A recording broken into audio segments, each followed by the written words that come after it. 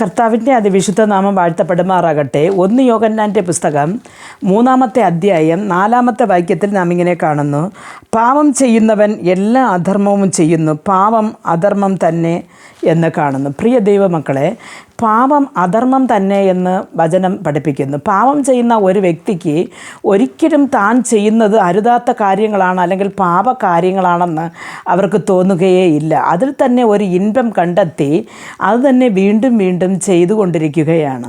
അപ്പോൾ പാപം ചെയ്യുന്ന ഒരു വ്യക്തി മരിക്കുമെന്ന് വചനം പറയുന്നു. പാപം ചെയ്യുന്ന ഒരാൾക്ക് ദൈവസന്നിധിയിൽ എത്തുവാനോ ദൈവസന്നിധിയിൽ നിൽക്കുവാനോ സാധിക്കുന്നില്ല. അടുത്ത് പാപത്തിൻ്റെ ശമ്പളം മരണമെന്ന് ദൈവത്തിൻ്റെ വചനം നമ്മെ പഠിപ്പിക്കുകയും ചെയ്യുന്നു. അപ്പോൾ പാപം എന്ന് പറയുന്നത് ഏതുവിധ അധർമ്മങ്ങളെയും ചെയ്തു കൂട്ടുന്നു. പക്ഷേ താങ്കൾ ചെയ്യുന്നത് തെറ്റാണെന്ന് അവർ ചിന്തിച്ചു തുടങ്ങുന്ന ഒരു സമയമുണ്ടെങ്കിൽ അത് കർത്താവായ യേശുക്രിസ്തുവിലുള്ള ഒരു വിശ്വാസത്തിലും കർത്താവിൻ്റെ കൃപ കൊണ്ട് മാത്രമേ കഴിയുള്ളൂ. അവർ തങ്ങളുടെ പാപങ്ങളിൽ നിന്ന് മോചിതരാകണമെങ്കിൽ അവർ തങ്ങളുടെ പാപങ്ങളെ വിട്ടുതിരിയണം. അപ്പോൾ ഏതൊരു പാപിയായിരുന്നാലും ദൈവസന്നിധിയിൽ വരുമ്പോൾ ദൈവം ആ വ്യക്തിയെ കൈവിടുന്നില്ല. അവരെ പാപങ്ങളെ ക്ഷമിച്ച് തന്നോട് ചേർത്ത് കൊള്ളുന്നു. യേശുക്രിസ്തു പാപമില്ലാത്ത ഒരു വ്യക്തിയായിരുന്നു. ഈ ലോകത്തിൽ വരുമ്പോഴും ജീവിക്കുമ്പോഴും പാപങ്ങൾ ചെയ്തിട്ടില്ല, അധർമ്മങ്ങൾ ചെയ്തിട്ടില്ല.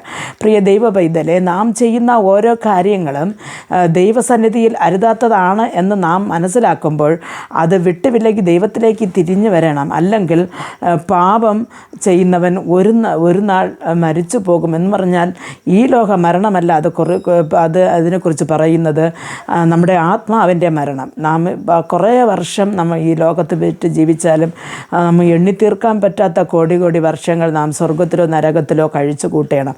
ആയതുകൊണ്ട് എൻ്റെ പ്രിയ ദൈവമക്കളെ, യാതനയില്ലാത്ത ലോകത്തിൽ പോകണമെങ്കിൽ നാം പാപമറ്റ ഒരു ജീവിതം നയിക്കേണ്ടിയിരിക്കുന്നു. യേശുക്രിസ്തു അതിന് എല്ലാവരെയും സഹായം നൽകട്ടെ എന്ന് പ്രാർത്ഥിക്കാം. ഞങ്ങളെ അതിവാത്സല്യമായി സ്നേഹിച്ചു വഴി നടത്തുന്ന ആ സ്വർഗസ്ഥ പിതാവേ, ഞങ്ങളിൽ കർത്താവെ, ഞങ്ങൾ ചെയ്യുന്ന കാര്യങ്ങൾ, ചിന്തിക്കുന്ന കാര്യങ്ങൾ, പറയുന്ന കാര്യങ്ങളിൽ ഏതെങ്കിലും ഞങ്ങളുടെ വാക്കിലോ പ്രവൃത്തിയിലോ കടന്നു വരികയാണെങ്കിൽ കർത്താവെ, ഞങ്ങളെ അത് ഓർമ്മപ്പെടുത്തി ഞങ്ങളെ പാപത്തിൽ നിന്ന് മാറി ഞങ്ങൾ ജീവിപ്പാനും ദൈവേഷ്ടം ചെയ്ത് ഞങ്ങൾ ജീവിപ്പാനും ഓരോരുത്തർക്കും കൃപ നൽകണമെന്ന് പ്രാർത്ഥിക്കുന്നു. ഓരോരുത്തരെ അപ്പൻ്റെ കരങ്ങൾ തരുന്നു. പ്രാർത്ഥന കൃപയോട് കേട്ട് മറുപടി നൽകി തരണം നല്ല പിതാവേ. ആമേൻ.